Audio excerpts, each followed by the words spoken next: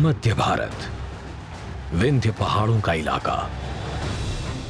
ऊंचे पहाड़ों पर से मैदानी इलाकों पर दूर दूर तक नजर रखी जा सकती थी। दुर्ग बनाने के लिए बेहतरीन जगह।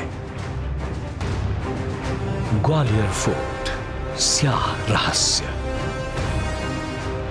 ऐसी ही एक पहाड़ी पर बना है ग्वालियर का शानदार किला।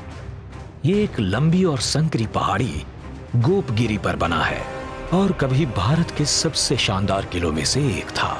ग्वालियर ने राजाओं और हमलावरों को कामयाबी की बुलंदी छूते और जमीन पर आते देखा है।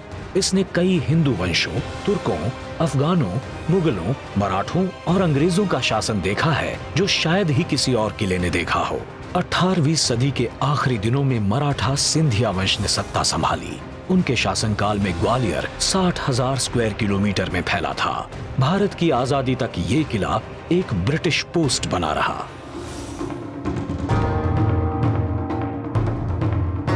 ये किला कब बना था इसकी पुख्ता जानकारी नहीं है, सिर्फ मिथक और कहानियां ही हैं। ग्वालियर के किले का रिकॉर्डेड इतिहास करीब 1300 साल पुराना है।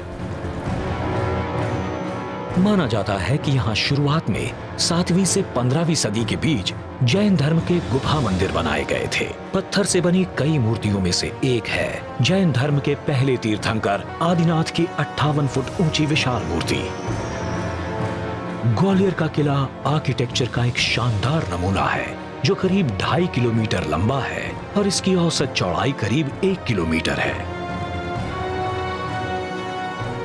इसकी प्राचीरें पहाड़ की चोटियों पर बनी हैं और ज्यादातर हिस्सों में वो बिल्कुल सीधी हैं।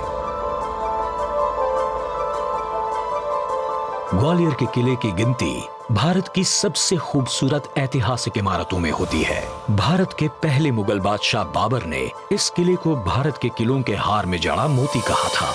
इस किले की भव्यता का राज छिपा है इसके अंदर बने महलों में, जैसे कि मान मंदिर जो अपने बेहतरीन टाइल वर्क के लिए मशहूर है। सन 1486 में इसे बनवाया था ग्वालियर के महान शासक तोमर राजपूत राजा मान सिंह ने।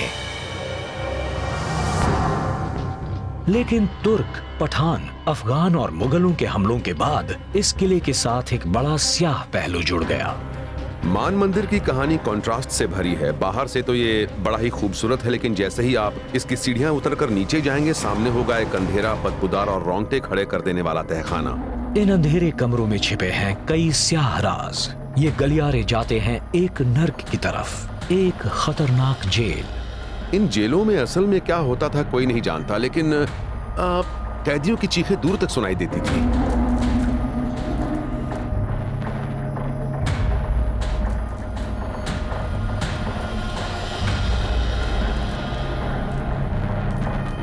जिससे भी मुगल सल्तनत को खतरा होता उसे ग्वालियर किले के इन तहखानों में कैद कर दिया जाता। करीबी रिश्तेदारों को ही नहीं, मुगल बादशाह तो अपने सगे भाइयों को भी इन काल कोठरियों में कैद करवा देते। तख्त उसी का हो सकता था जो जालिम हो।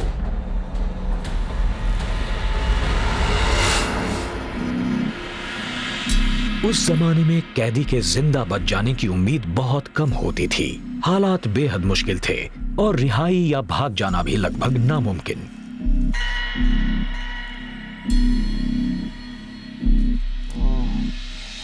इन जेलों में मानो वक्त ठहर सा जाता था।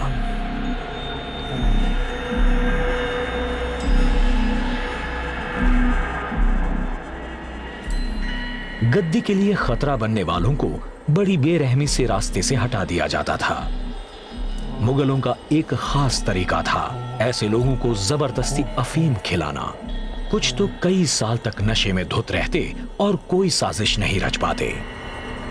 इन जेलों के कैदी भले ही शाही खानदान के थे, पर कैद में रहने के बाद वो अपनी ऐशो आराम भरी जिंदगी को भूल जाते थे और सब कुछ उनके लिए सपना बन जाता था।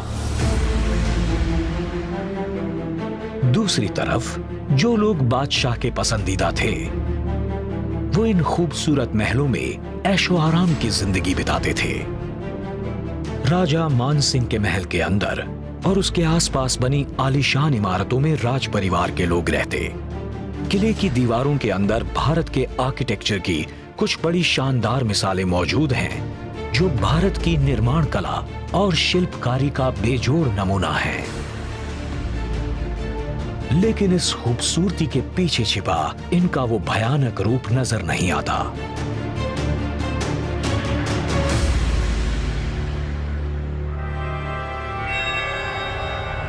मुगलों के जमाने में मान मंदिर महल के नीचे बने आलीशान हॉल्स को दिल दहला देने वाले यातना गृह में बदल दिया गया था। कहते हैं कैदियों को इन लोहे के छल्लों से लटका दिया जाता, पर यह तो उनकी यातनाओं की शुरुआत भर थी।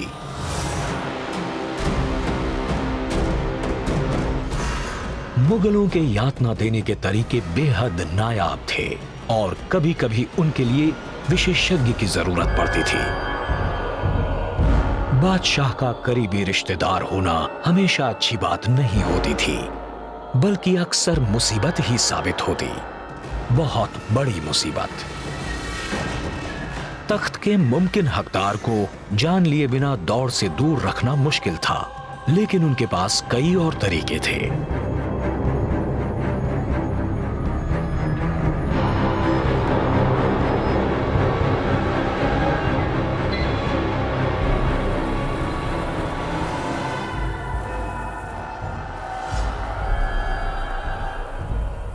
बिना आंखों वाला राजा नहीं बन सकता।